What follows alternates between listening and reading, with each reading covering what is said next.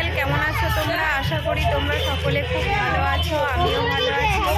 দেখো আমরা এখন রেডি হয়ে গেছি, আমরা চলে এসেছি টিয়া সরস্বতী পুজো দেখতে। তো চলো তোমাদের একটু ঘুরে দেখায়।